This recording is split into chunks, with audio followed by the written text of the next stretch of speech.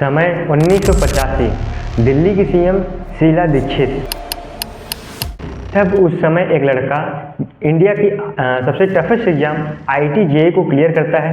सन 1989 में टाटा स्टील में वर्क करता है, जॉब करता है और उस 3 साल के जॉब के कैरियर के दौरान वो 1992 में यूपीएससी की तैयारी के लिए उस जॉब को क्विट करता है और सन 1995 में यूपीएससी क्लियर भी कर लेता है, जिसका चयन इंडियन रेवेन्यू सर्विस आईआरएस जैसी बड़ी पदवी पे उसका चयन होता है। ये कहानी है उस व्यक्ति की जो 3 साल टाटा स्टील में वर्क करता है, सन 2012 में अपनी पार्टी बनाता है और सन 2013 में वो सीएम भी बन जाता है। हाँ, ये कहानी है अरविंद केजरीवाल।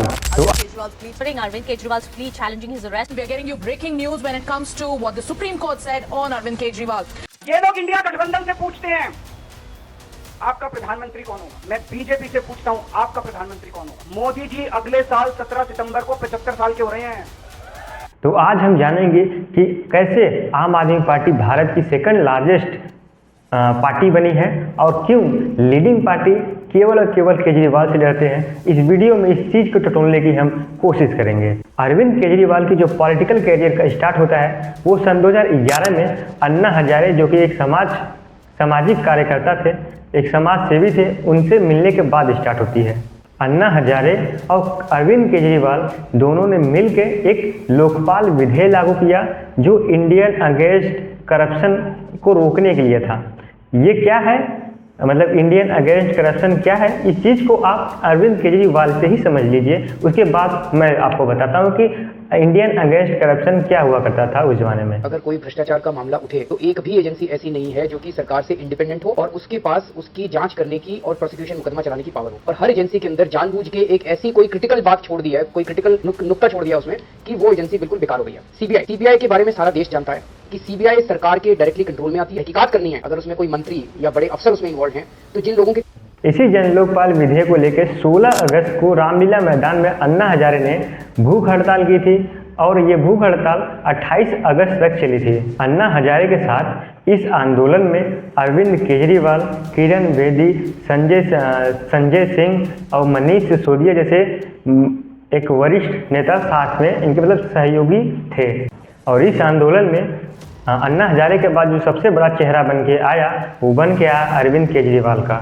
और यही चमकता चेहरा और यही पॉपुलरिटी वाला चेहरा 2 अक्टूबर 2012 को अपनी पार्टी का गठन करता है। 24 नवंबर 2012 को आम की शुरुआत होती है।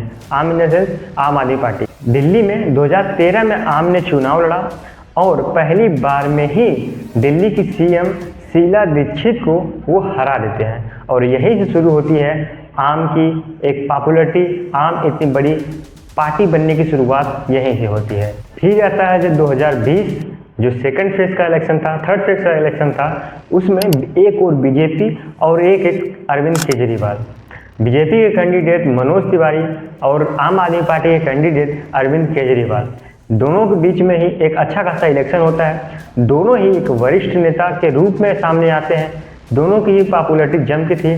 बीजेपी आड़ी चोटी का दम लगाती है, लेकिन हैरानी की बात तो तब होती है जब 70 में से 62 सीटें लगातार एक तरफा वोट केजरीवाल को जाता है और 62 सीटें लगातार केजरीवाल ने ही जीता, जिसमें तो कांग्रेस की कोई एक भी खाता खुलता ही नहीं है। और 16 नवंबर 2020 को आम आदमी पार्टी के एक वरिष्ठ नेता अरविंद केजरीवाल ने रामलीला मैदान में तीसरी बार सीएम होने का शपथ लिया। ये कहानी अरविंद केजरीवाल की सीएम बनने तक थी, लेकिन सीएम की पॉपुलरिटी और आम आदमी पार्टी की पॉपुलरिटी यही नहीं रुकती, ये पंजाब तक भी जाती है। तो चलिए जानते हैं कि अरविंद केजरीवाल ने पंजाब तक का सफ़र कैसे तय किया। सन 2021 में अरविंद केजरीवाल ने यह घोषणा करते हुए कहा कि सन 2022 में होने वाले पंजाब विधानसभा चुनाव में आम आदमी पार्टी के कैंडिडेट उतरने वाले हैं और वहाँ पे आम आदमी की पार्टी और सरकार गारंटेड बनने वाली है।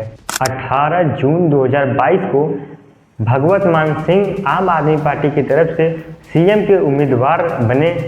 पंजाब में 117 सीटों पर चुनाव होना था, जिसमें से भगवत मान सिंह ने पूरे की पूरे 92 सीटों में इतनी बड़ी बहुमत से सरकार बनाते हैं और फिर यहाँ से शुरुआत भी हो जाती है आम आदमी पार्टी की।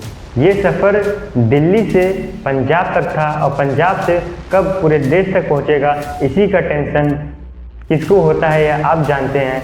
चलिए नेक्स्ट वीडियो में मिलते हैं और आप हमें ट्विटर, व्हाट्सएप, यूट्यूब, लिंक्डइन जैसे सभी प्लेटफॉर्म पे मैं अवेलेबल हूँ। आप मुझे फॉलो कर सकते हैं ऐसे नॉलेजेबल वीडियोस के लिए। तो तब तक के लिए जय हिंद, जय भारत।